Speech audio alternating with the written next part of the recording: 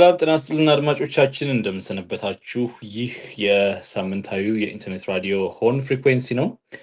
እንኳን አደረሳችሁ። በመላው ዓለም ለምትገኙ ከኢትዮጵያ ውጭ ሆናችሁ ይህን ዝግጅት ለምታደምጡ አድማጮቻችን እንኳን ለ2026 ዓመት እንግዲህ በሰላም አደረሳችሁ እንላለን። ዛሬ ባልደረባዊ መሰረትም እንግዲህ ተቀላቅላለች ወደ ስቱዲዮ።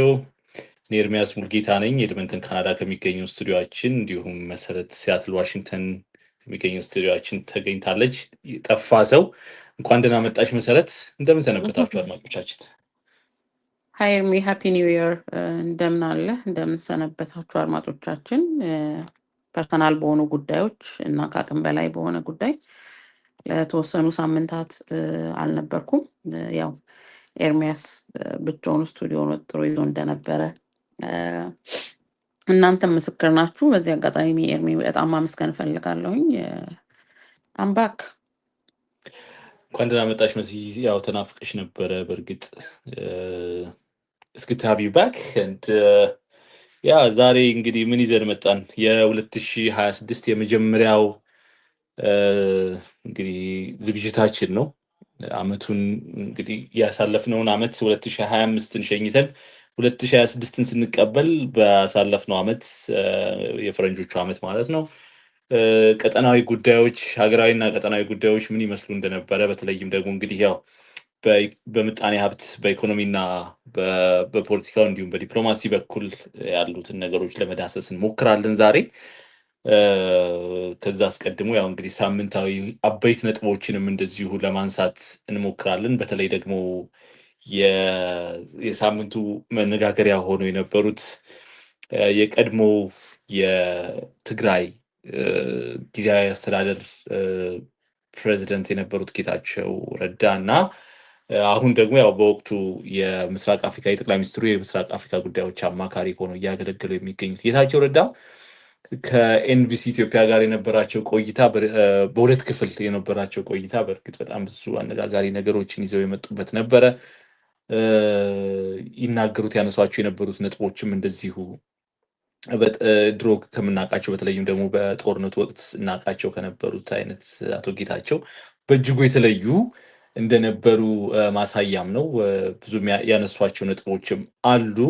በተለይም ያው ከኛ ዝግጅትም ጋር እንደዚሁ ይሄዳል ብዬ ያሰብኩት አንድ ነጥብም አንስተው ነበረ። በተለይም በ2026 በኢትዮጵያ ምን ይመኛሉ፣ እንደዚሁም ደግሞ ምን አይነት ነገር ፕሮጀክት ያደርጋሉ በቀጠናውም ላይ የሚሉ ነገሮችን ተጠይቀው ያነሱበት እና ያብራሩበት መንገድ በጥቂትም ቢሆን ያብራሩት ብቻ ቀልቤን የሳበው ነበረ መሰረት እና በተለይ ቀጠናዊ ጉዳዮች ማለት ኢትዮጵያ በጣም የምትፈለግ ሀገር፣ በቀጠናው ሀገራት በጣም ተፈላጊ የሆነች ሀገር እንደሆነች እንደነበረችም እንዲሁም ደግሞ የቀጠናው ሀገራትና መሪዎች እንዲሁም ደግሞ ያው የኢትዮጵያ የጎረቤት ሀገራት ኢትዮጵያን ፐርሲቭ የሚያደርጉበትን መንገድ ይፈሯት ነበር ይላሉ አቶ ጌታቸው እና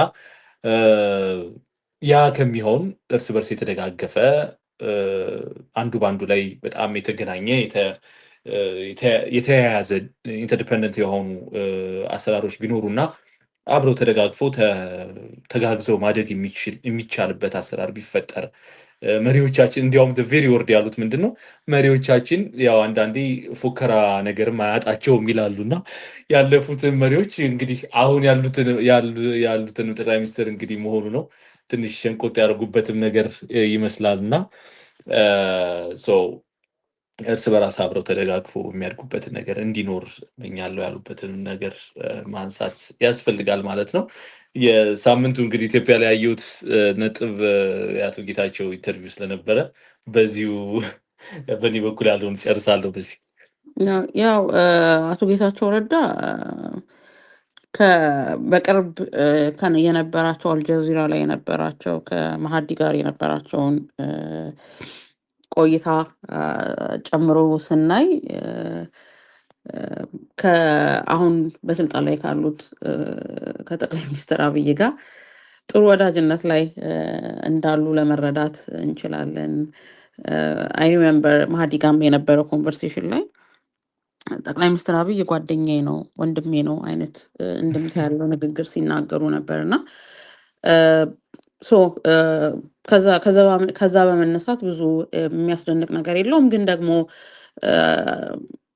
አቶ ጌታቸው ከተናገሩት ከአብዛኛው ሀሳብ ጋር አልስማማም። ግን ደግሞ የምስማማበትም አንድ ቁም ነገር ያለው ሀሳብ መንግስት እንዲወድቅ አይደለም የምፈልገው የሚል ሀሳብ አንስተው ነበረ። በጣም ቫሊድ ነው ብዬ አስባለሁ። መንግስት እንዲወድቅ ሳይሆን በፖለቲካል ዲስከሽን የሚያምን ለሁሉም እኩል የሆነ ስፔስ ያለው ሁሉንም ወደ ዲስከሽን ቴብል ወይ ደግሞ ወደ ፖለቲካል ዲስከሽን ቴብል የሚያመጣ የመልቲ ፓርቲ እንትን የሚያስፈልገን ይመስለኛል እንደ ሀገር ማለት ነው። መንግስት እንዲወድቅ ነው የምፈልገው እና የጠላቴ ጠላት ወዳጄ ነው ይመስላል አሁን አይደል ኢትዮጵያ ውስጥ ያለው ነገር የጠላቴ ጠላት ወዳጄ ነው በሚል በፍጹም ፖላራይዝድ የሆነ አቋም ላይ ያሉ ቡድኖች፣ ግለሰቦች አንድ ላይ የሚመጡባቸው አመጣጦች ልክ ናቸው ብዬ አላስብም። ምክንያቱም እነዚህ ሁላ የተለያየና በጣም ሁለት ጽንፍ ላይ የቆመ አቋም ያላቸው ግለሰቦችና ቡድኖች ወደ አንድነት የሚመጡበት ወይም የሚያስማማቸው ነገር ቢኖር አሁን በስልጣን ላይ ያለውን አገዛዝ መጣል ነው። ከዛ በዘለለ ግን መታሰብ መቻል አለበት። ምክንያቱም እነዚህ የፖለቲካ አመራሮች ወይም ደግሞ አደረጃጀቶች ወይም ግለሰቦች ይሄንን ሲያስቡ መርሳት የሌለባቸው ነገር ለኢትዮጵያ ሕዝብ ምንድን ነው ከትምህርት ቤቱ ውጭ ላሉ ከ3.5 ሚሊዮን በላይ ታዳጊ ወጣቶች ለአመታት ማለት ነው ኢንፍራስትራክቸሩ የፈራረሰበት አካባቢ ላይ የሚኖሩ ዜጎች አሁን ያለው ላይክ የኢንፍሌሽን እነዚህ ሁላ ነገሮች ኦኬ መንግስት ወደቀ ከዛስ በኋላ እነዚህ ሁላ ነገሮች መታሰብ አለባቸው እና አቶ ጌታቸው ከተናገሩት ነገር ውስጥ የቀረው ነገር መንግስት እንዲወርቅ አይደለም የምፈልገው መንግስት እንዲኖር ነው የምፈልገው ብለዋል። ሁላችንም እሱን እንፈልጋለን፣ ግን ምን አይነት መንግስት እንዲኖር ነው የምንፈልገው የሚለው ነው የማያስማማንና ወደ ዲስከሽን መምጣት አለበት ብዬ የማስበው። ስለዚህ አቶ ጌታቸው እንግዲህ በቅርቡ ያቋቋሙት ስምረት ፓርቲ መንግስትን የሚታገለው ወይም ደግሞ መንግስትን ተፎካካሪ ሆኖ የሚቀጥለው ስልጣን ለመያዝ ብቻ ላይሆን ይችላል። ማለት ምንድን ነው ዓላማው? ግቡ የስምረት ፓርቲ እኔ ይሻላለሁ ነው አይደል? መቼም ያው ሀሳብ ሸጦ ካለው እያስተዳደረ ከሚገኘው መንግስት እኔ ይሻላለሁ ብሎ ነው ምርጫም የሚወዳደረው። ስለዚህ ምንድን ነው ዓላማቸው ማለት ነው? መንግስት የማይወድቅ ከሆነ ወይም ደግሞ መንግስትን የማይተኩ ከሆነ እነሱ መንግስት የማይሆኑ ከሆነ ምንድን ነው ሀሳባቸው? ስለዚህ የመንግስትን ሕጸጽ ብቻ እየተናገሩ መንግስትን እያጎለበቱ ነው። እንደዚህ መሆን ተገቢ አይደለም። ይሄ የራሱ የመንግስት የአማካሪዎች አንደኛው ስራ ይመስለኛል። እና ብቻ አቶ ጌታቸው አሁን ያሉበት መስመር ብዙ አልጠራልኝም ለእኔ በግል ግን ደግሞ ቀድሞ ከነበራቸው በጣም አደገኛ የሆነ ክሪቲክ መለሳለሳቸው በራሱ ይበል የሚያሰኝ ነው። መልካም ነው። አሪፍ ጊዜም እንግዲህ እንደዚህ አይነት አትሞስፌር ያለው ኢትዮጵያን ማየት ቢቻል አሪፍ ነው። ይህ አሁን ያለው አቋማቸው ቀደም ብሎ የተፈጠረ ቢሆን ኖሮ በእርግጥ በጣም ብዙ ዲስትራክሽኖችን ማስቀረትም የምንችልበት አጋጣሚ እንደነበር ኤርሚ እንዳልኩት መንግስት እንዲወድቅ አይደለም የምፈልገው መንግስት እንዲኖር ነው የምፈልገው የሚለው ሀሳባቸው ላይ ስስማማ፣ ጥያቄ ግን የሚሆነው ምን አይነት መንግስት እንዲኖር ነው የሚፈልጉት አቶ ጌታቸው? ኦር ደግሞ ኢንታየር የኢትዮጵያ ሕዝብ ምን አይነት መንግስት እንዲኖር ነው የሚፈልገው የሚለውን ነገር ለሁሉም የቤት ስራ መሆን መቻል አለበት ብዬ አስባለሁ። ካሚንግ ኢሌክሽን አሁን በቅርብ 2026 ላይ የሚመጣው ምርጫ ብዙ ተስፋ የማደርግበት አይደለም እንደኔ። ምክንያቱም እንዲያውም 2017 ነው 2016 ነው 2017 በኢትዮጵያ ምርጫ የነበረው ጊዜውን ላጠፋብኝ የቅርብ ጊዜው የብልጽግና መንግስት በምርጫ ተወዳድሬ ስልጣን ያስኩበት ያለው ምርጫ በቁጥርም ትንሽ ቢሆኑ አትሊስት በደንብ የፓርቲ ማኒፌስቶ ይዘው የፖሊሲዎችን ቀርጸው ለክርክር የመጡ ፓርቲዎችን የቱ ጋር እንዳሉ አይተናል። አት ዘ ኤንድ ኦፍ ዘ ዴይ የሚመጣውም ተፎካካሪ ፓርቲ ወይም የሚመጣውም መንግስት ከስልጣን በዘለለ ህዝብን ተጠቃሚ ማድረግ መቻል አለበት ብዬ አስባለሁ። ህዝብን ኢንቱ ኮንሲደሬሽን ያስገባ መሆን መቻል አለበት ብዬ አስባለሁ። እንደምናውቀው የኢዜማና የአብን አመራሮች ወደ መንግስት ካቢኔት ወደ ጠቅላይ ሚኒስትር ካቢኔ ውስጥ ከመጡ በኋላ ወደ ሚኒስትሮች ካቢኔ ከመጡ በኋላ ፓርቲዎቹ ምን እንደሆኑ ከዛ በኋላ ደግሞ ይዘዋቸው ሲከራከሩባቸው የነበሩ ፖሊሲዎች ጽፈዋቸው የነበሩት ማኒፌስቶዎች አፈርድም ይበልተዋል ብዬ ነው የማስበው። እና ከዛ በዘለለ ስልጣን ጋር ከመምጣት በዘለለ ህዝብን ተጠቃሚ ያደረገ የህዝብን አጀንዳው ያደረገ ፓርቲ ነው መምጣት ያለበትም። መንግስት እንዲወድቅ አልፈልግም ብለው ሲሉ ምን አይነት መንግስት እንዲኖር እንደሚፈልጉም በዛው ቢነግሩን ጥሩ ነበር ብዬ አስባለሁ። መልካም ብለሻል። ዛሬ እንግዲህ የ2026 ይህን የምንቀርጽበት እንግዲህ 2026 ጃንዋሪ 1 ነው እና የ2025 ምን ነበረ? በተለይም ደግሞ በኢትዮጵያ እንዲሁም ደግሞ ብሎም በምስራቅ አፍሪካ በቀጠናው ላይ ምን አይነት ነገሮች አበይት ነጥቦች ተከናውነዋል? እነዚህንም እንግዲህ እያየን ምናልባት እንግዲህ ያልዳሰስናቸውም ነገሮች ካሉ ደግሞ ከጊዜም አኳያ በቀጣይ ክፍል ተመልሰን የምንመጣባቸውም ነገር ሊሆኑ ስለሚችሉ እንግዲህ በኢትዮጵያ ጋር በተገናኘ ምን አይነት አበይት ነጥቦች ይኖራሉ የሚለውን ነገር ለመዳሰስ ያህል ብንጀምር በዚሁ በ2025 ባሳለፍነው ዓመት በ2025 እንግዲህ የኢትዮጵያ በጣም በትልቁ አበይት ነጥብ የነበረው በተለይም ደግሞ የምንዛሪ ለውጡ ጋር በተገናኘ የነበረው በጣም ከፍተኛ የሆነ የዋጋ መናርና የገንዘብ የኢትዮጵያ የገንዘብ ወይም ደግሞ መገበያ ብር ከዶላር አንጻር ሲታይ በጣም በእጅጉ የቀነሰበትም ዓመት እንደነበረ ማየት ያስፈልጋል። በተለይም እንግዲህ በአንጻሩ ደግሞ ሌሎች የጎረቤት ሀገራት የነበሩት በተለይም ደግሞ በዋናነት ኬንያ በ2024 ብሎም ደግሞ በ2025 እያደገ የመጣው አፕሪሼት እያደረገ የመጣው የገንዘብ መጠናቸው የሺሊንግ ከዶላር ጋር የነበረው ትይዩ የነበረው የምንዛሬ አቅም በእጅጉ በጣም ደግሞ ያደገበት ጊዜም ነበረ። በ2024 21% የነበረው የአፕሪሼት ያደረገበት መጠን ከዛ በኋላ ግን 2025 ያው በዛው ልክ ባይሆንም ግን በ4% ያደገበት ነበረ። በአንጻሩ ደግሞ የኢትዮጵያ ብር በጣም በእጅጉ የወደቀበትና እንዲያውም አመቱ ሲጠናቀቅ 2025 ሲጠናቀቅ ኢትዮጵያ በዓለም ሶስተኛው ደካማው ገንዘብ ሆኖ ተመዝግቦ ነው 2025 የተጠናቀቀው ማለት ነው። ይህም ደግሞ ከአርጀንቲናው ፔሶ እና ከቱርኩ ሌራ ጋር በመቀጠል ሶስተኛ ደረጃ ላይ ተቀምጧል የኢትዮጵያ ገንዘብ። ያንም ተከትሎ እንግዲህ መጀመሪያ ታስታውሽ እንደሆነ መሰረት አድማጮቻችንም እንደምታስታውሱት ይህ የገንዘብ እንግዲህ ገበያ መር እንዲሆን ሲወሰን ዲቫሉም ሲያደርግ በዋናነት የነበረው በጣም ዓለም አቀፍ ኢንቨስተሮችን የመሳብ እና በጣም ብዙ የኢኮኖሚ ዘርፎችን ያበረታታል ተብሎ ታስቦበት ታቅዶ ነበረ። ነገር ግን እንግዲህ ቢዝነስ ኢንሳይደር አፍሪካ እንደዘገበው ከሆነ ወይም ደግሞ እንዳተተው ከሆነ ይህን የብርን መዋዠቅ ተከትሎ በጣም በርካታ የዓለም አቀፍ ኢንቨስተሮች ጭራሽ ኢትዮጵያን አፕሮች አድርገው ኮንሲደር አድርገው ኢንቨስት ለማድረግ በጣም ተነሳሽነታቸው እየደከመ እንደሆነ ነው ያተተው በጽሁፉ ማለት ነው።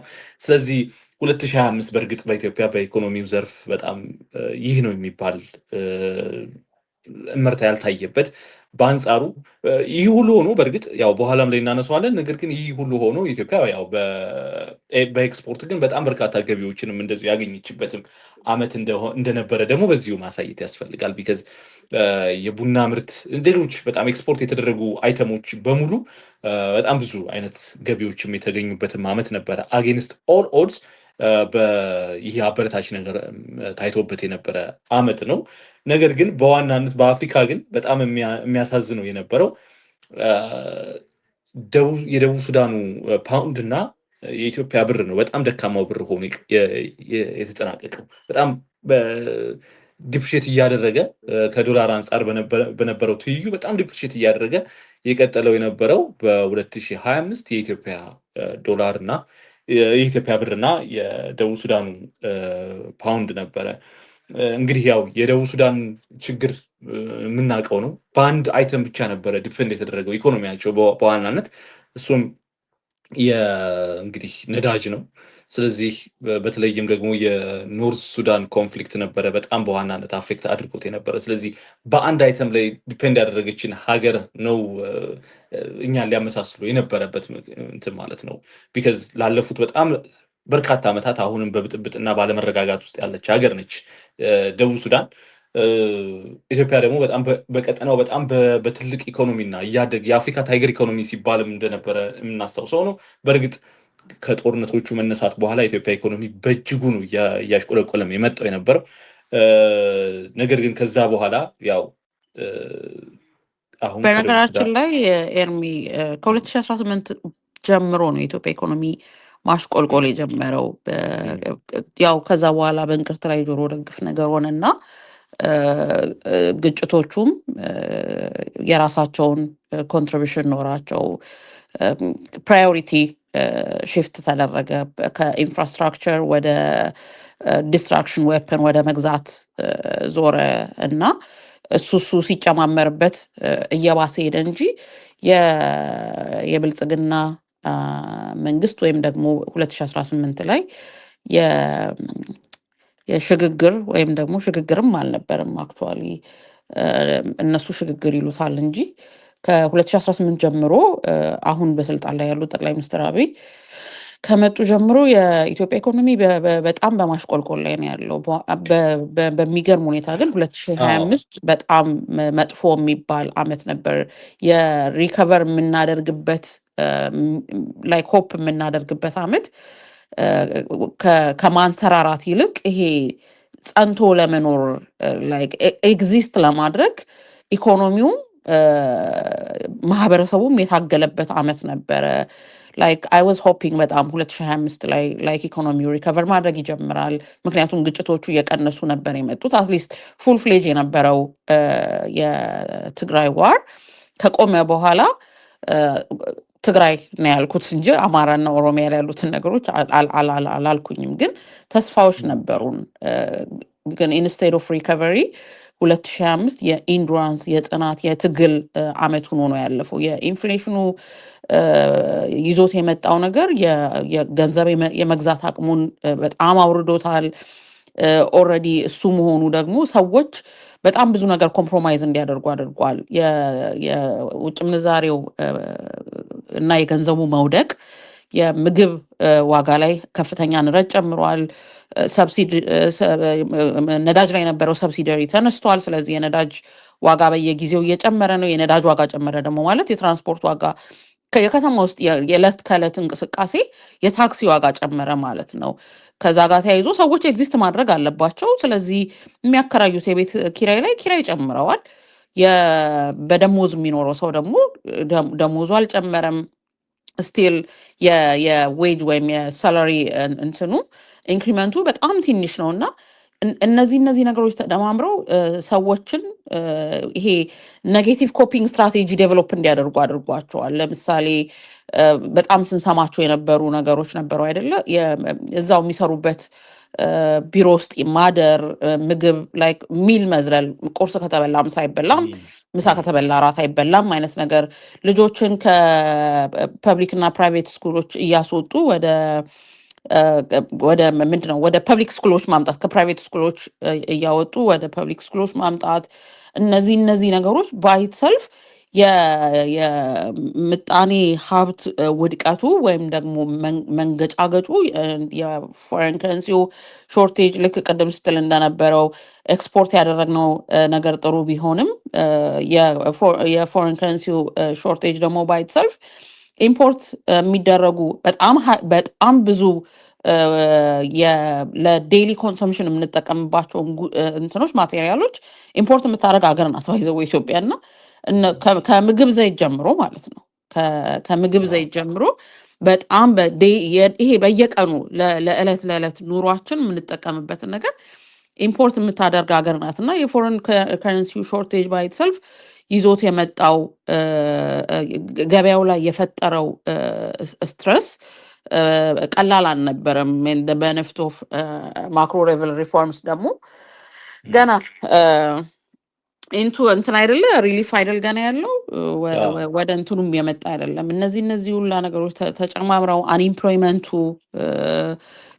ተማሪዎች ከትምህርት ቤት ግራጁዌት አድርገው ይወጣሉ፣ ቅጥር የለም። እነዚህ ሁላ ነገሮች ከዛ ደግሞ ያው ሸጣውን ሄደዋል ብዬ ነው የማስበው። የቀድሞ የብሔራዊ ባንክ ገዢ ከዓለም ባንክ እና ከአይኤምኤፍ ጋር የነበራቸውን ወዳጅነት ተጠቅመው እንግዲህ ይህ ሁላ ነገር የዛ ሁላ አኩሙሌሽን ነው ብዬ ነው የማስበው። እና 2025 ለኢትዮጵያ ኢኮኖሚካሊ ጥሩ ዓመት አልነበረም። ኤርማ በእርግጥ ያው እና አይኤምኤፍ ወርልድ ባንክም እንደዚሁ ፕሮጀክት ያደረጉት እድገት እንዳለ ሆኖ ታሳቢ የምናደርገው ቢካዝ የፖለቲካል ሞቲቭ ያላቸው አይነት ውሳኔዎች እንትኖች ጥናቶች እና ግምቶች እንደሚሰጡ እናውቃለን። ማለት ብዙ አላይን የሚያደርግ ከነሱ ፕሪንሲፕል ጋር በጣም አላይን የሚያደርግ የመንግስት ፖሊሲ እስካለ ድረስ በጣም 100%ም እድገት ሊኖር ይችላል የሚሉ አይነት አሳምሽኖች ሊያስቀምጡ የሚችሉባቸው አጋጣሚዎች በጣም ብዙ ናቸው። ይህን በተደጋጋሚ ባለፉት ዓመታትም ስላየናቸው ማለት ነው።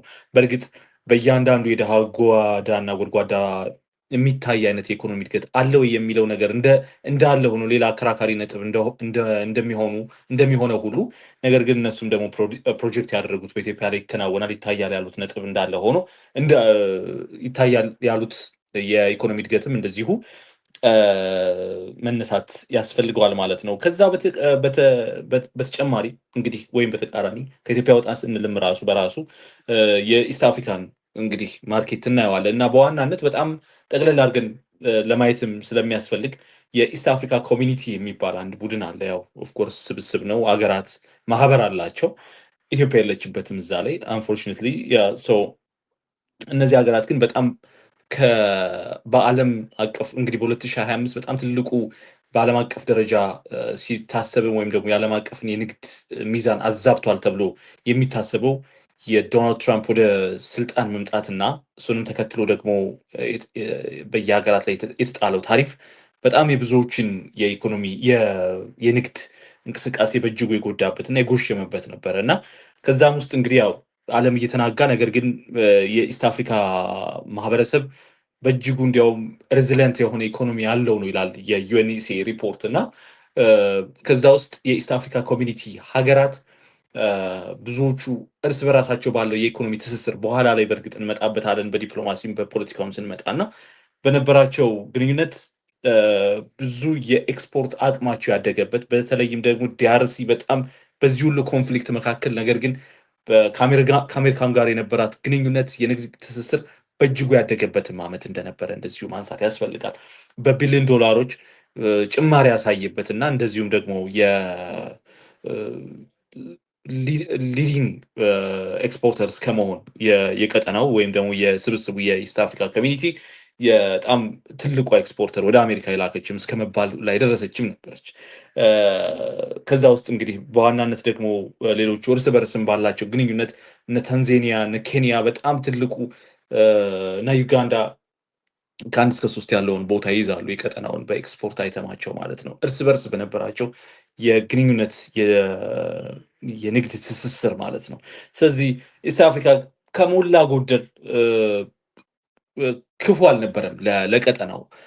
ኦፍኮርስ ኢትዮጵያ ላይ የምናነሳቸው ጸጾች እንዳሉ ሆኑ ሌሎቹም ጋር እንደዚሁ አይነት ተመሳሳይ አይነት ችግሮች አሉ። ነገር ግን የምንዛሬ መጠናቸው በጣም እያደገ በተለይም ያው መጀመሪያም ላይ እንዳነሳሁት ኬንያ ምንድነው በዋናነት ደግሞ ይታይ የነበረው በተለይ የኬንያ ሽልንግ አሁንም የሆነ ጉልበታም እየሆነና በጣም አቅም እየኖረው ነው የመጣው። እንደምናስታውሰው እንግዲህ የኬንያ ሽልንግ ከኢትዮጵያ ጋር የሚወዳደርም አልነበረም መጀመሪያም የነበረው ጊዜ። አሁን በእጅጉ ከፍ ያለበት 126 ይመስለኛል እንዲሁም አሁን የሚመነዘረው አንድ የአሜሪካ ዶላር። ስለዚህ ዋናው ነጥባቸው ደግሞ የነበረው ወይም ዋናው እንደ ምክንያት ይታይ የነበረው ደግሞ የኤክስፖርት ማደግና የከፍተኛ የሆነ የዶላር ክምችት መታየት ነው። ስለዚህ መጀመሪያም ኢትዮጵያ ይህን አይነት ሪፎርም ስታካሄድ የዶላር ክምችትን ለማሳደግ ነበረ። ነገር ግን ያን የዶላር ክምችት የሚያሳድግ አትሞስፌር የላትም ወይም አልፈጠረችም። መጀመሪያ መደላድሉን መጀመሪያ ሳይፈጠር ነው ወደዛ የተካሄደው። በጣም ትልቅ የሆነ ፕሮጀክት ነው። ነገር ግን ኢትዮጵያ አሁን ያለችበት በጣም ትልቅ ደግሞ የሆነ አውዳሚ ጦርነት ደግሞ እየተከናወነ ነው የሚገኘው። ስለዚህ የሚገኙት ዶላር በሙሉ ወደ ጦርነት ፈሰስ ይደረጋሉ ማለት ነው። ስለዚህ ምንም አይነት የዶላር ክምችት እንዲኖረን አያስችለንም። ሊኖር ይችላሉ። የሚመጣውም ዶላር በእርግጥ ከአይኤምኤፍ የሚመጣው ወይም ደግሞ ከወርልድ ባንክ የሚመጣው ዶላር ለክምችት የሚበቃም አይደለም። ምክንያቱም ከስር ከስር በጣም ዶላር ኢንቴንሲቭ የሆኑ ኤክስፖርቶቹን ነው ኢምፖርት ነው እያደረግን የሚገኘው። ስለዚህ ተጠቃሚዎች ነን። ያ ዶላር አብሮን እጃችን ላይ አይቀመጥም። ያ በአንጻሩ ሆኖ ግን ወደ ኬንያ በምንሄድበት ጊዜ ግን የዶላር ክምችቱ አድጓል። ምክንያቱም እንግዲህ ኬንያም በአቅሟ ያው ኢምፖርት ዲፐንደንት ነች። ነገር ግን እንደ ኢትዮጵያ አይነት አውዳሚ ጦርነት ውስጥ ግን አይደለችም። ስለዚህ ይህ በራሱ በጣም ትልቁን አይነት የእድገት ነገር ያሳየናል ማለት ነው በኢስት አፍሪካ ኮሚኒቲ ዙሪያ። ስለዚህ ከኢኮኖሚውም ጋር እንደዚሁ ተያይዞ በእርግጥ የኢኮኖሚ ትስስሩ ደግሞ አለመፈጠሩ በተለይም ኢትዮጵያ ከጎረቤት ሀገራት ጋር ያላት የፖለቲካ መሻከር በራሱ የኢኮኖሚ ትስስሩን እንዲዳከም አድርጎታል። የጎረቤት ሀገራት ሌላ አማራጭን እንዲወስዱ አድርጓቸዋል። ከጎረቤት ሀገራት ጋር ያለው የዲፕሎማሲ ግንኙነት በራሱ በጣም ብዙ ነገሮችን እንድንዳከምና እንድንከበብ ከማድረግ ያለፈ ምንም ነገር አይነት አስተዋጽኦ እያደረገልን አልነበረም። ስለዚህ እንደ ትራንዚሽን እንኳን እንጠቀመው ብንል አሁን ያው ነጥባችንም ወደዛው እየሄድን ስለሆነ በ2025 የነበረው የኢትዮጵያና የቀጠናውን ግንኙነትም እንደዚሁ ማየት ያስፈልገናል ማለት ነው። እንግዲህ ምናልባት ወደዛ ከመሄዳችን በፊት ኤርሚያስ የምጣኔ ሀብት ባለሙያዎች የሱዳን ላይ ያለውን ግጭት የቀጠናውን ኢኮኖሚ ሪሼፕ አድርጎታል የሚል ትንታኔ ያላቸው በፖዚቲቭሊም ኔጌቲቭሊም ሪሼፕ አድርጎታል። ልክ ያው ኢኮኖሚና ዲፕሎማሲ አንድ ላይ የሚገናኝም ስለሆነ የሪጅኑ ላይ ያሉ የቡድን አባቶች ባይተሰልፍ የሚያመጡት ይዘውት የሚመጡት የራሱ የሆነ ኔጌቲቭም ፖዚቲቭም የሆነ አውትካም ቢኖረውም ግን በዋናነት የምስራቅ አፍሪካ ላይ የሱዳን ላይ ያለው ግጭት ኮንቲኒየስ የሆነ ግጭት የቀጠናውን የኢኮኖሚ ሪሼፕ አድርጎታል። ወደ ኢትዮጵያ ስንመልስ ያው ሌላው ምንድነው የኢኮኖሚው ኮላፕስ አድርጓል ለማለት የሚያስደፍር አይደለም። ግን ደግሞ አት ሴም ታይም ደግሞ ሚኒንግፉል የሆነ ፕሮግረስ እንኳን ነበረው ለማለትም የሚያስደፍር አይደለም ይላሉ። ምክንያቱም ከዚህ ጋር ተያይዞ የሚያነሱት የፎሬን ከረንሲው ሾርቴጅ ይዞት የመጣው ኔጌቲቭ ኢምፓክት የማኒፋክቸሪንግ ኢንፑቶች በበቂ ሁኔታ አለመኖር ከዩኤስኤድ ጋር መውጣትም ተያይዞ ደግሞ የጤና ዘርፉ በጣም በተለይ ኢትዮጵያ ላይ የሚኒስትር ኦፍ ሄልዝ በጣም በዩኤስኤድ ሰፖርት ይደረግ ነበር እና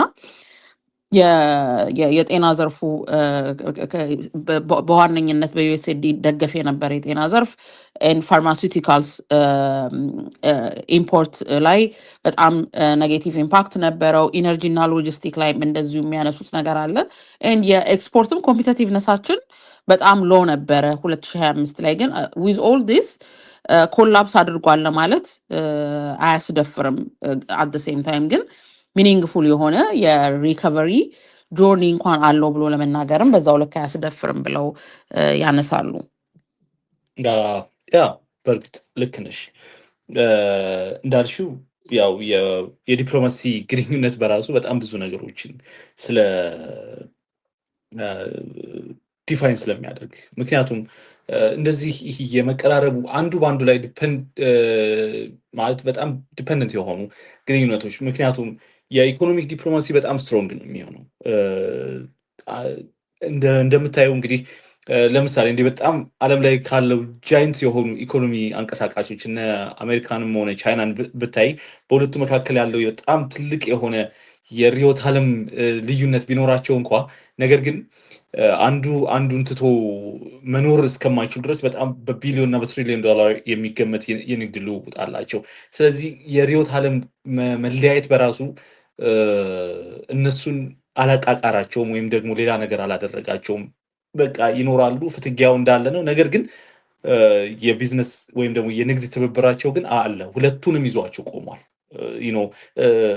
ባላንስን ስትራይክ የሚያደርጉበት መንገድ ያ ነው። ምስራቅ አፍሪካም ላይ እንደዛው አይነት አካሄዶች ቢኖሩ በጣም በእጅጉ ቀዳሚ የኢኮኖሚ እድገቶችን ወይም ደግሞ ቀዳሚ የሆኑ የኢኮኖሚ ትሩፋቶችን ማግኛም መንገድ ይሆናል ብዬ አስባለሁኝ በግሌ። እንግዲህ ያን ከነሳን አይቀር ወደ ዲፕሎማሲው እንሂድና ባሳለፍነው ሳምንት ወይም ደግሞ ወደ ዲፕሎማሲም ሆነ ወደ ፖለቲካው አንድ ላይ እንየውና ባሳለፍነው 2025 ምን ነበር የተከናወነው? በእርግጥ በምስራቅ አፍሪካ ብለን ስናይ እንግዲህ ያው ከቅርቡ ከወዲሁ በቅርብ ጊዜ ከተከናወኑት ጀምረን ለመጥቀስ ያህል ያው ኤርትራ ከኢጋድ የወጣችበት አንደኛው ኢንሲደንት ነበረ። ከዛም አስቀድሞ ኢትዮጵያና ኤርትራ በጣም የተቃቃሩበት እና በተለይም ደግሞ የዲፕሎማሲ ቴንሽኑ በጣም የዲፕሎማሲ ግንኙነቱ በጣም እየላላ የአሰብ ጉዳይ ደግሞ ኢትዮጵያ በእጅጉ አክራ የያዘችበትም ዓመት ነበረ። ያንም ተከትሎ እንግዲህ ያው በርካታ ዓለም አቀፍ ተቋማት ዓለም አቀፍ የዲፕሎማት ማህበረሰቡ እንዲሁም ደግሞ በጣም ረጅም ዓመት በዲፕሎማሲ ስራ ላይ የተሰማሩ የአሜሪካ ቲቦርን ማንሳትም ይቻላል እዚህ ላይ እና ብዙ ጊዜ ያው እሳቸው የኢትዮጵያ ቤስት አማራጭ የሚሆነው የበርበራ ወደብ ነው እስከ ማለትም ድረስ የደረሱበትም ነው። የአስመራውን ነገር ተውት ይመስላል። በሌላ ቋንቋ ሴም ታይም ቲቦር ናጊ ደግሞ የሶማሌላንድ እንደ ሀገር ሪኮግናይዝ መደረግ ላይ በጣም አድቮኬት የሚያደርጉ ፖለቲከኛም እንደሆኑ እንዳትረሳው። ዛሱ አይ በርበራን የሚያነሱት። አዎ በእርግጥ በጣም ልክ ነው። በእርግጥ እሳቸው እንግዲህ በቀጠናው ወይም በአፍሪካ በተለይም ደግሞ በዋናነት ኢትዮጵያ በነበሩ ጊዜ ይታሰብ የነበሩ ነገሮች ናቸው። በኋላ ላይ እኮ ወደ የበርበራ ፖርትን 19% እስከ መግዛትም ድረስ የተደረሰበት የ19% የባለቤትነት ደረጃ የተደረሰበትን መንገድ እኮ በአንድ የዛ ላይ የተደረሰ አይደለም። እነ ቲቦር ኢትዮጵያ ውስጥ በነበሩበት ጊዜ ከነ ጠቅላይ ሚኒስትር መለስ ዜናዊ ጋር የነበረ ውይይት ጀምሮ ሲንከባለል የመጣ ሀሳብም ነው፣ የዛሬ ጉዳይም ስለማይሆን። ስለዚህ እሳቸው ቀጠናውን በውል የሚረዱትም ስለሆኑ በእርግጥ ሀሳባቸው የማን ይሁንታም እንደነበረበት ከጀርባው የሚታወቅም ነው፣ መገመትም ይቻላል ማለት ነው። ሌላው ያው ኢትዮጵያ ወደ ጋዛ ለሚሰማራው ጦር እንግዲህ ጦር እንድታዋጣ ለሚሰማራው ኃይል ጦር እንድታዋጣም የተባለበትም ዓመት ነበረ። ሌላው ጅቡቲ ከኢትዮጵያ ጋር አክቲቭ የሆነ ማለት በዓለም አቀፍ ሕግ አክቲቭ የሆነ ጦርነት የጀመረችበትም ዓመት ነበር። በነገሮች ላይ የኢትዮጵያን ድንበር የአየር ክልልንም ድንበርንም ጥሳ ገብታ የድሮን ድብደባ የሚያደረገችበት ዓመት በ2025 ነበረ። በአፋር ክልል በርካታ ሲቪሊያን የተገደሉበት ነበር። ኢትዮጵያውያን ተገድለዋል በአፋር ክልል ውስጥ። ምንም እንኳን በእኛ ክልል ውስጥ ነው ያደረግነው ቢሉም በአፋር ክልል ውስጥ ነው። በአፋር ክልል በኢትዮጵያ ድንበር ውስጥ ነው የተካሄደው የነበረው። ይህም እንግዲህ በባለፈው ዓመት ነው። ከሶማሊያ ጋር ያለው ግንኙነት እንግዲህ በ2024 ጃንዋሪ 1 እንግዲህ የዛሬ 2 ዓመት ነው ያ ውል የተፈረመው የነበረው። ከዛ በኋላ ከሶማሊያ ጋር የነበረውን ግንኙነት የምናስታውሰው ነው። ተኮስ በረድ ሲል የነበረው ግንኙነታችን አንካራ ላይ በተፈረመው ስምምነት ትንሽ የመሻሻል ነገር አሳይቶ ነበረ። በቅርቡም ደግሞ ይህ ዓመት ከመጠናቀቁ በፊት እንግዲህ በዲሴምበር ወር ላይ የሼክ ሐሰን አዲስ አበባ በመምጣት የነበራቸውን የሁለትዮሽ ግንኙነትም የገመገሙበት ዓመት ነበረ። በእርግጥ የሁለትዮሽ ግንኙነቱ እኔ እንደሚገባኝ ወይም ደግሞ እንደምንረዳው ሁላችንም የላላ ነበረ። ቢከዝ ከሶማሌላንድ ጋር የተፈረመው ስምምነት ጅቡቲን ምስራቅ አፍሪካ ላይ እንድትመጣ ይቅርታ ግብፅ ምስራቅ አፍሪካ ላይ እንድትመጣም እግር የተከለችበትም ዓመት እንደነበረ እንደዚሁ ማሰብ ያስፈልጋል። የሶማሌላንድ ጉዳይ ነው እንግዲህ ግብፅን ወደ ጁባላንድ በሶማሊያ ጁባላንድ ግዛት ጦሯ እንድታሰፍር እድልም የሰጣት የነበረው። ይህ ደግሞ ከመቼውም ጊዜ በላይ ግብፅ ሌላ እርምጃ የተራመደችበትም ዓመት ነበር ወደ ኢትዮጵያ በመቅረብ በኩል። በእርግጥ ያ ብቻም አልበቃትም። በዚሁ ዓመት ጅቡቲም መታ የዶራሌን ወደብ ለማልማት እንደዚሁ ስምምነት ፈጽማለች። ስለዚህ ከዚህ ቀደም ከነበሩት አጋሮቿ በዋናነት የነበረቻት ኤርትራ ነበረች የግብፅ አጋር የነበረችው። አሁን ግን ሶማሊያና ጅቡቲ ዋናው አጋር እየሆኗት ነው። ስለዚህ ኢትዮጵያን በሁሉም አቅጣጫ የመክበብ ውሳኔዋ ወይም ደግሞ እርምጃዋ አሁን ከመቼውም ጊዜ በላይ ወደ ኢትዮጵያ አፍንጫ እየቀረበ እንደሆነ እንረዳለን ማለት ነው። በእርግጥ ከላይ ለማንሳት እንደሞከርኩት ወደ ጋዛ ሊሰማራ ይችላል የተባለውን ኃይል ኢትዮጵያ እንድታዋጣ ጦር እንድታዋጣ ከአሜሪካ ዘንድ የቀረበላትን ጥያቄ በግብፅ በኩል ከፍተኛ ተቃውሞ እየገጠመው ነው የሚገኘው። የግብፅ መንግስት የግብፅ አክቲቪስቶች በእጅጉ እየተቃወሙት ነው የሚገኘው። ይህ ማለት እንግዲህ በራፋ እንግዲህ የኢትዮጵያ ጦር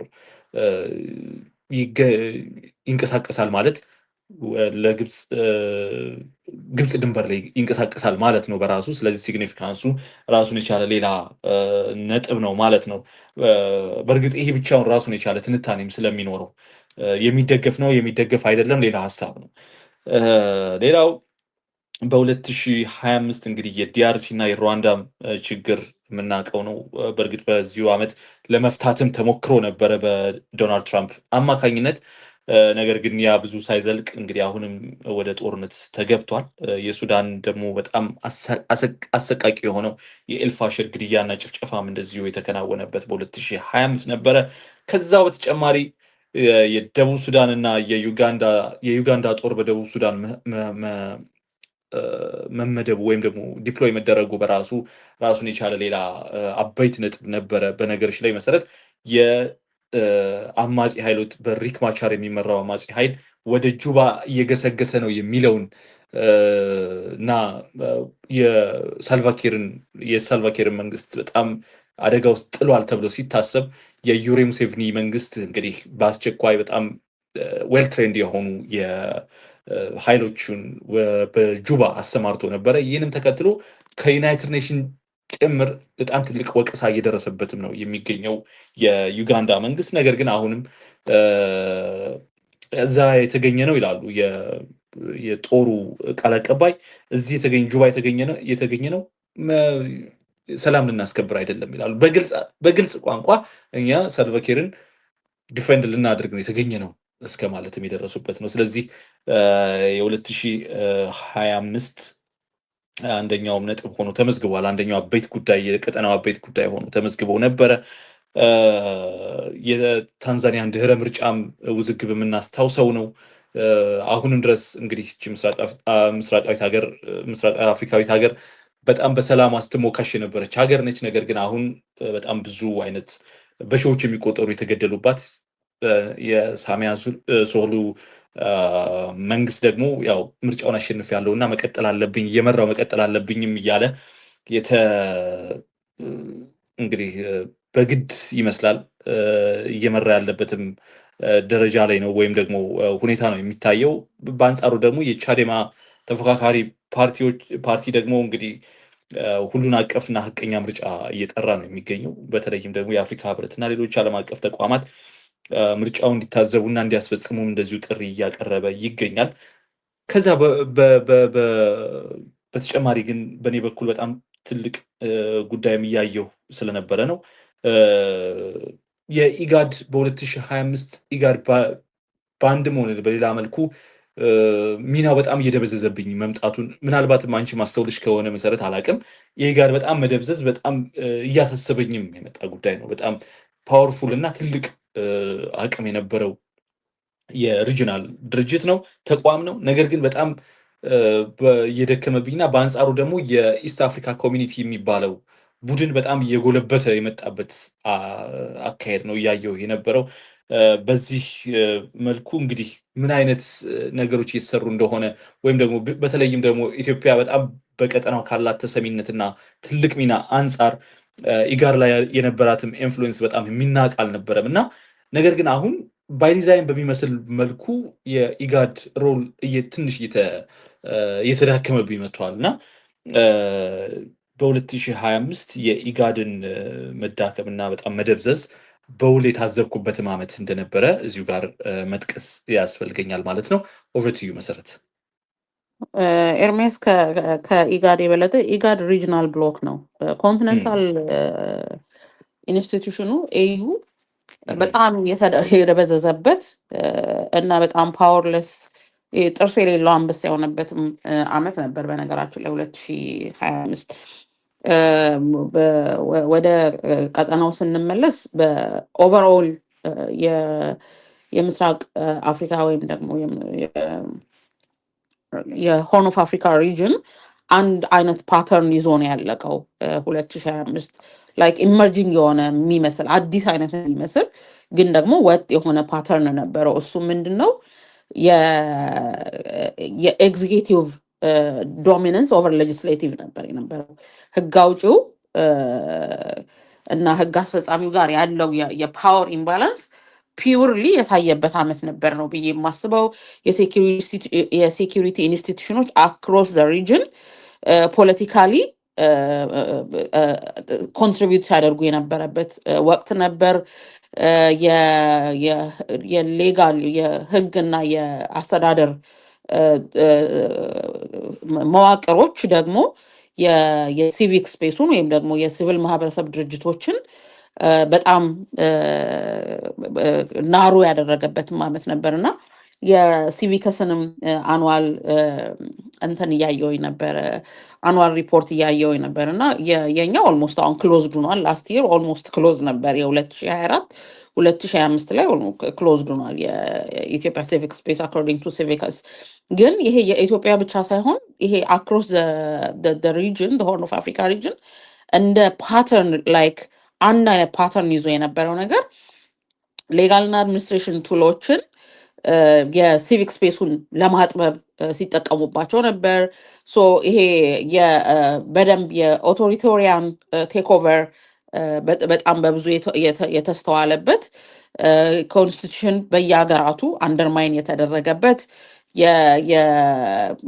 የፍሪደም ኦፍ ስፒች፣ ፍሪደም ኦፍ ሙቭመንት፣ ፍሪደም ኦፍ አሴምብሊ አክሮስ ኢስት አፍሪካ ሪጅንስ ኮምፕሮማይዝድ ሆኖ ያለቀበት ዓመት ነበር።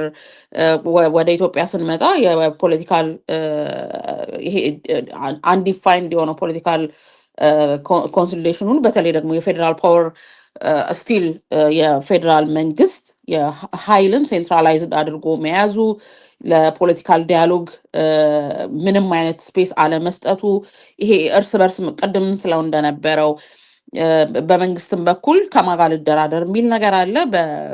በዛኛውም በተቃራኒ ደግሞ መንግስትን በየአካባቢው በቡድንም በተናጠልም የሚፋለሙ ኃይሎች ደግሞ አንለስ አዘርዋይስ አሁን ኤግዚስት የሚያደርገው መንግስት ለመጣል ካልሆነ በስተቀር ይሄ ስርዓት ያለው ወይም ደግሞ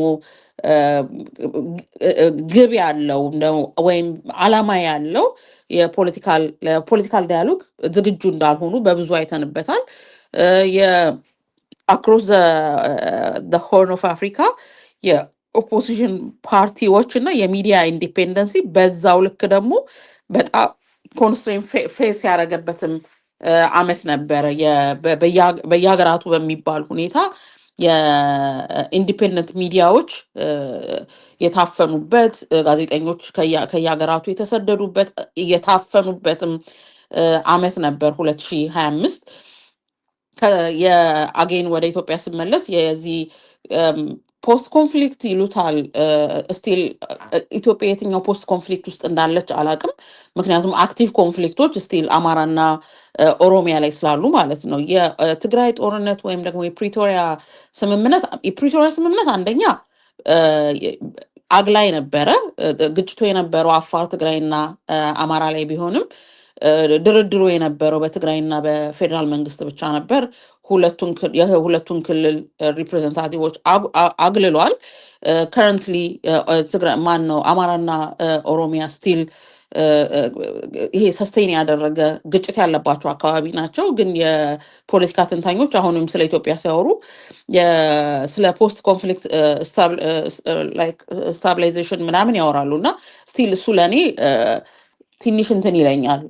there is like an ongoing active conflict ስላለ ሀገሪቱ ውስጥ ማለት ነው። እነዚህ ነገሮች እንዳሉ ነው። ወደ ኬንያ ስንሄድ ደግሞ የኤሌክቶራል ኢንስቲትዩሽኑ በጣም ፕሬዠር የተደረገበት ዓመት ነበር። በተለይ ደግሞ የኤሌክቶራል እና የጁዲሻል ኢንስቲትዩሽኖቹ ላይ ጋር የነበረው ሰጣ ገባ በፖለቲከኞች መሀል የነበረው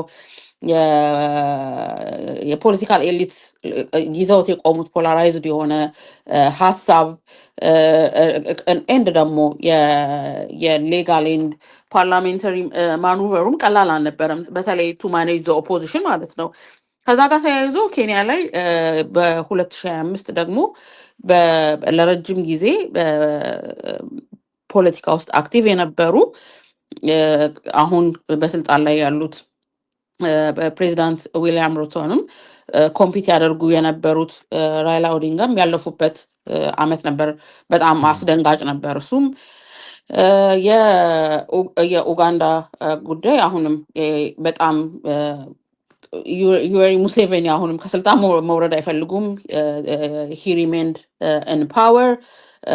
የኦፖዚሽን ፓርቲ መሪዎችን የማሳደድ ደጋፊዎቻቸውን የማሰር የሰብአዊ መብት ተቋማቶችን ሌብል እያደረጉ የመዝጋት ሁኔታዎች በጣም በስፋት የታየበት ዓመት ነበር 2025። ስቲል ምንም አሁን 2026 ላይ ሀፕንም የሚያደርገው ምርጫ ላይ ብዙ ኡጋንዳውያን ልክ እንደኛ እንደ ኢትዮጵያውያኖች ተስፋ የሚያደርጉበት ምርጫ አይደለም። ምክንያቱም ኦፖዚሽን ሊደሮች እየተሳደዱ ደጋፊዎቻቸውም እየታሰሩ ስለሆነ ማለት ነው። የሱዳን ነገር ኤርሚያንተ ነበርክ ተስፋ ስታደርግ የነበረው በተለይ ፕሬዚዳንት ዶናልድ ትራምፕ ጣልቃ መግባታቸው ጋር ተያይዞ በጣም ተስፋ አድርገህ ነበር አንተ። ለእኔ ደግሞ ኖቤል መሸለም አለብኝ ብለው አላማቸውን እሱ ያደርገው የተነሱ ኢንተርናሊ ደግሞ በጣም ብዙ ሰጣ ገባ ውስጥ ያሉ ፕሬዚዳንት ናቸው ፕሬዚዳንት ትራምፕ እና ቢሆን ጥሩ ነበር። በተለይ ደግሞ ወደ 2025 መጨረሻው አካባቢ አልፋሽር ላይ የነበረው አሰቃቂ የሆነ እልቂት የሚወጡ ሪፖርቶች በጣም ብዙ ከጦርነቱ ጋር ተያይዞ ኮንፍሊክት ሪሌትድ ሴክሹዋል ቫዮለንሶች በጣም ሬጅስተር የተደረገበት ዓመት ነው። በየተፈናቃይ ጣቢያዎቹ እስር ቤትም ባይዘዌ ተቃጥሎ በጣም ብዙ ጥቃት የደረሰባቸው ሴቶች ህይወታቸው ያለፈበት ዓመት ነው 2025 የሱዳን ላይ። ስቲል የስቴት ፍራግመንቴሽኑ እንደቀጠለ ነው። በጣም ብዙ አክተሮች አሉበት የሱዳን ጉዳይ ላይ በምስራቅም ሳይድ የቆሙ በምዕራብም ሳይድ የቆሙ ኤንድ የሚድል ኢስትም ደግሞ እጅ ቀላል አይደለም እዛ ላይ። በተለይ ደግሞ በዋናነት የዩኤኢ እጅ ከአልፋሽር ጋር ተያይዞ በጣም ይነሳል። ያው የሶማሌ ስቴት ቢልዲንግ ስቲል አንደር ኮንስትሬን ነው ያለው። ይወድቃል ይነሳል፣ ግን የኤክስተርናል ሴኩሪቲ ፓርትነርሽፖችን ለመገንባት እየሞከሩ ያሉበት ነው። አት ዘ ሴም ታይም ደግሞ ከኛ ከኢትዮጵያ ጋር ያለው ሰጣ ገባ ባይት ሰልፍ ደግሞ ሌላ ትኩሳት ነው። ተወጥራ ያለች ይመስላል በየትኛውም አቅጣጫ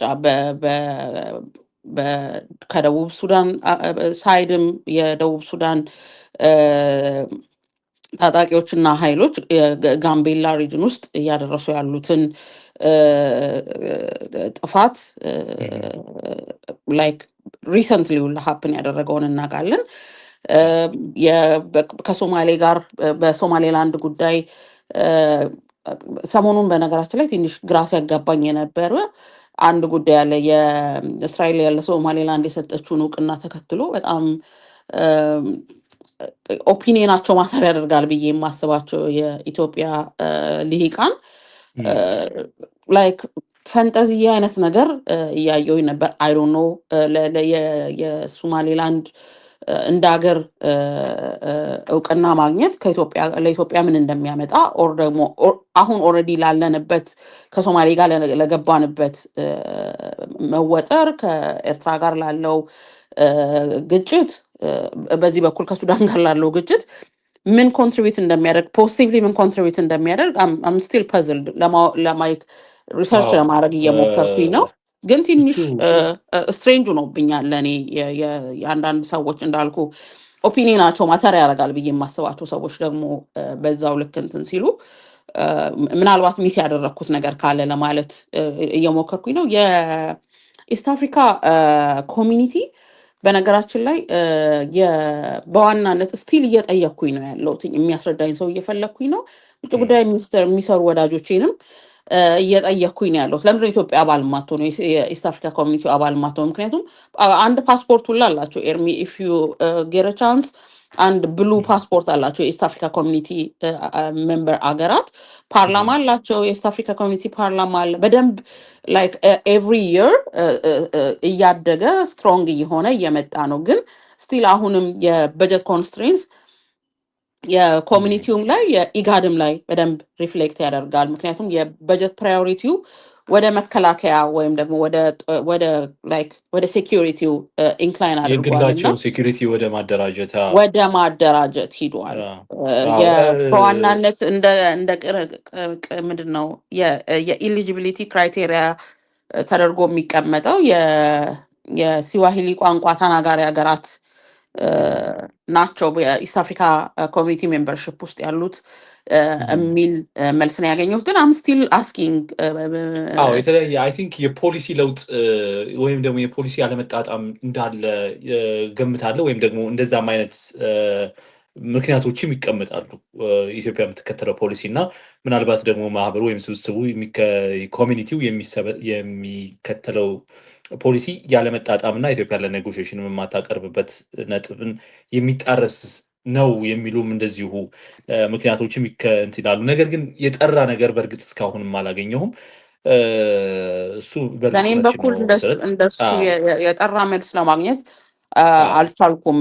ላይክ አይ ስታርት ሪሰርችንግ አይ ሆፕ መልስ አገኛለሁ ብዬ አስባለሁ። ምክንያቱም የኢጋድ መድከም ወይም ደግሞ የኢጋድ አክቲቭ ነው ባይ ዘ ዌይ ፖለቲካሊ ነው እንጂ የሚሰሩትን ስራዎች ይሰራል። ግን ፖለቲካሊ ግን ኢትስ አክቲቭ ግን ፖለቲካሊ ደግሞ ኮንስትሬንድ ሆኗል። ምክንያቱም ሞስት ኦፍ የኢጋድ ሜምበር ሀገራት የኢስት አፍሪካ ኮሚኒቲ አባላት ናቸው። ኤግዛክትሊ አየሽ፣ እሱ ነው አሁንም እያልኩኝ ያለሁት። ቢካዝ እነዚህ የኢጋድ ማለት እነዚህ ሰዎች ወይም እነዚህ ሀገራት ኢጋድን እንደ ሀገር እንደ ግል በጣም ማለት እንደ አንድ ጠንካራ ሪጂናል ተቋም ላይመለከቱ ይችላሉ። ምክንያቱም ይሄኛው ቢደበዝዝና ቢደክም ደንታቸው ላይሆን ይችላል። ያው የአማርኛ አባባል እንደሚለው ሁለት አባት አለሽ አንዱ ቢሞት ትመያለሽ አይነት ነገር ነው እና ወደ ኢስት አፍሪካ ኮሚቴያቸው ይመለሳሉ። ነገር ግን እዚህ ጋር በጣም ተጎጂ የምትሆነው ኢትዮጵያ ነች። ኦኬ፣ ምክንያቱም እዚህ ኮሚኒቲ ውስጥ አባል አይደለችም። የኢጋድ ግን በጣም በዋናነት በጣም የነገሰችበት ኢትዮጵያውያን የነገሱበትም ተቋም እንደነበረ የምናስታውሰው ነው እና በዚህ ላይ በጣም ቢታሰብበት መልካም ይመስለኛል። ሌላው ይልቅ ቅድም ካነሳሽው አንጻር 2025 ዩኤኢ በስፋትም የገባችበት ዓመት ነበር ወደ ቀጠናው። ያው ኦፍኮርስ አሁን ኬንያ፣ ኢትዮጵያና ሱዳን በጣም በእጅጉ የዩኤኢ ፕሬዘንስ ያለባቸው ሀገራት ናቸው። ኬንያ ጋር በተለይ ያላቸው ግንኙነት አሁን ጭራሽ በጀትም እስከ መደጎም ላይ ይደርሳል ተብሎ ይታሰባል። ለሰራተኞች ደሞዝ እስከ መክፈል በጀት እስከ መደጎም ይደርሳሉ ተብሎ ይታሰባል። ከኢትዮጵያ ጋር ያለው በእርግጥ በውል ባይታወቅም ለሕዝብ ተወካዮች ምክር ቤት ቀርቦ የጸደቀ ውል ማግኘት ብችል በጣም ደስ ይለኛል። ምክንያቱም ከሀገራት ጋር የሚደረገው ስምምነት በዋናነት በሕዝብ ተወካዮች ምክር ቤት በኩል ነው የሚያልፈው። በመሪዎች እንደዚህ የሚደረግ ሳይሆን ወይም በኤግዜኪቲቭ ቦዲ ብቻ የሚደረግ ሳይሆን በሕዝብ ተወካዮች ምክር ቤት ቀርቦ ጸድቆ ነው ዶክመንትድ የሚሆነው በሀገር ደረጃም የሚታወቀው እና ያ ነገር ባገኝ አሁን በእርግጥ ደስ ይለኛል። ነገር ግን ከኢትዮጵያ ጋር ኦፍኮርስ ያለውን ግንኙነት የምናውቀው ነው። በሱዳን ያለውንም ኮንፍሊክት እንዲያውም እጇ አለበት እና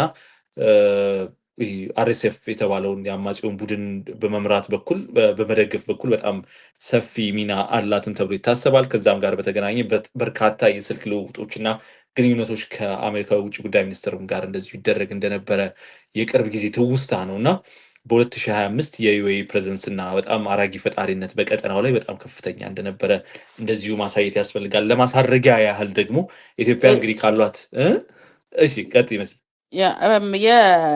የዩኤኢ ጣልቃ ገብነት ደግሞ በጣም ብዙ እልቂትንም እንዳመጣ ላይክ በሰው በሂውማን ካፒታልም በኢኮኖሚም በዲፕሎማሲም ሪጅኑን በብዙ አፌክት ያደረገበት ዓመት ነበር 2025 በጣም በብዙ ማለት ነው። አዎ በጣም ማለት አውዳሚ መሳሪያዎች በስፋት ቀጠናው ላይ የተሰራጩት ከዩኤኢ በሚደረጉ እርዳታዎች ናቸው። በገፍ ነው የተሰራጨው የነበረው እና ይህ አይነት የመሳሪያ ደግሞ ቀጠናው ላይ እንዲሁም ፍራጃይል በሆነ ቀጠና ውስጥ እንደዚህ አይነት መሳሪያ ሲደረግ አሁን አይደለም አሁን ካየነው በጣም የባሰ ኮንፍሊክት በመጪው ትውልድና በመጪው ጊዜያቶች ላይ ልናይ እንደምንችል ደግሞ እንደዚሁ አመላካችም ሊሆን ይችላል። ስለዚህ ኢትዮጵያ እንግዲህ ካላት የጎረቤት ሀገራት ጋር የነበሯት የዲፕሎማሲ ግንኙነት ምን ይመስላል ለሚለው ጠቅለል አድርገን ለማየት ያህል ምክንያቱም ከሰዓት አንጻርም ስለሚገድበን ከኤርትራ ጋር የነበረው እንግዲህ ያው የነበረው ግንኙነት አሁን በእጅጉ ሻክሮ ከዚህ ቀደም 2-3 ዓመት በፊት የነበሩት የኢትዮጵያና የኤርትራ ግንኙነት አሁን ሌላ ተቃራኒው መልካቸውን ይዘዋል። ጅቡቲ ጋር የነበረው ግንኙነት በተለይም ደግሞ ከሶማሌላንድ ስምምነት በኋላ ኢትዮጵያ ከሶማሌላንድ ጋር ከገባችው ስምምነት በኋላ በጣም አደገኛ የሆነ መልኩን የቀየረበት ነበረ። ምክንያቱም ኢትዮጵያ አማራጭ የወደብ እየፈለገች ነው በሚል ብቻ ሙሴ ቢሂ አብዲን ወይም የባለፈውን ተሰናባቹን የተሰናበቱትን የሶማሌላንድን ፕሬዚደንት በምርጫ እንዲሸነፉ እስከማድረግም ድረስ ሚናዋ ከፍተኛ ነበረ ጅቡቲ። ከዛ በኋላም እንግዲህ የድሮን ድብደባውን የምናስታውሰው ነው በኢትዮጵያ ድንበር ላይ በኢትዮጵያ ግዛት ውስጥ። አሁን ደግሞ ከግብፅ ጋር ያላትን ግንኙነት እንደዚሁ ማየት ያስፈልጋል። ይህም ከኢትዮጵያ ጋር ያላት የዲፕሎማሲ መሻከር ማሳያ ነው። ሶማሊያ አሁንም እንደዛው ነች፣ እንደቀጠለች ነች። የግብፅ መንግስት አሁንም ከሶማሊያ ጋር በእጅና ጓንት ሆኖ ነው የሚገኘው። የግብፅ እጅ እስካልተቆረጠ ድረስ እዚህ ቀጠና ላይ ግን ቀጣይ የብጥብጥ እና ያለመረጋጋት ቀጠና ሆኖ እንደሚቀጥል ከዚሁ ማሳየትም ያስፈልጋል። ከኬንያ ጋር ያለው ነው በአንጻሩ መልካም ነው ተብሎ የሚታሰበው። አልፎ አልፎ የሚታዩ ስክሪቢሾች እና የሹቲንግ ኤክስቼንጅ ቢኖሩም በድንበር አካባቢዎች ከኬንያ ጋር ያለው ግንኙነት በአንድም ወደ በሌላ መልኩ በእርግጥ አለ።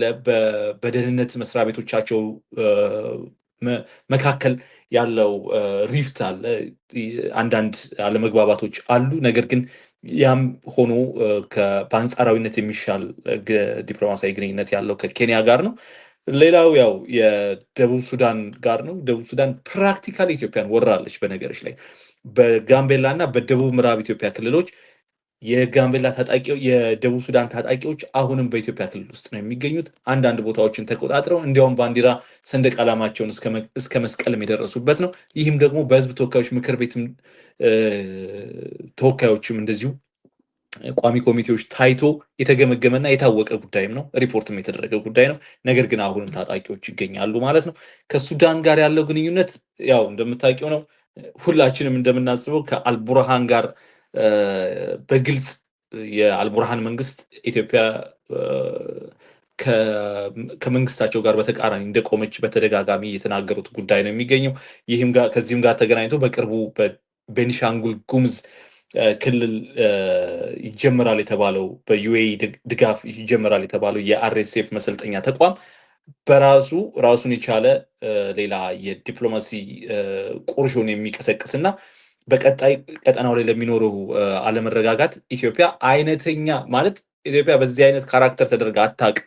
እንደዚህ አይነት ነገር ውስጥ ገብታ አታውቅም፣ አይታወቅባትም። ነገር ግን በቀጣይ እንግዲህ የኢትዮጵያ ሚና የጎላ ይሆናል ማለት ነው። ያ ማለት ደግሞ በቀጠናው ባሉ አገራት ላይ ከዚህ ቀደም የነበረው የወዳጅነት ጉዳይ አሁን በጣም በተቃራኒው የሚቆም ይሆናል ማለት ነው። በእኔ በኩል ጨርሻለሁ። መሰረት ቴንክ ዩ ኤርሚ።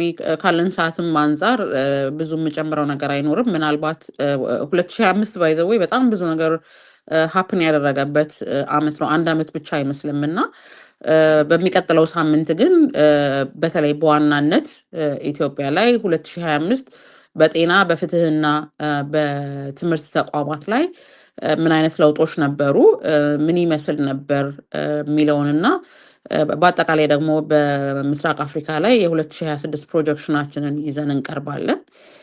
በእኔ በኩል የምጨምረው የለም ኤርሚ። መልካም መሰረት አድማጮቻችን፣ እንግዲህ 2025ን በወፍ በረር የዳሰስንበት አንዳንዶቹንም በጥልቀት ያየናቸው የተነተነ ጉዳይ እንግዲህ ሳምንታዊ ፕሮግራማችን እዚህ ጋር ይጠናቀቃል። ሳምንት መሰረት ያው እንዳለችው በሌላ ተመሳሳይ ግን ነገር ግን በቀጣይ ክፍል የምንዳስሳቸው ሌሎች አዳዲስ ነጥቦች ይኖራሉ። እንግዲህ እስከ ሳምንት መልካም ሳምንት፣ አብራችሁን ቆዩ። ግን ማለት በጣም ማሳሰብ እንፈልጋለን፣ ይህ ቀጣይ ክፍል ስለሚሆን አብራችሁን እንድትቆዩ እናሳስባለን። እስከ ሳምንት መልካም ሳምንት።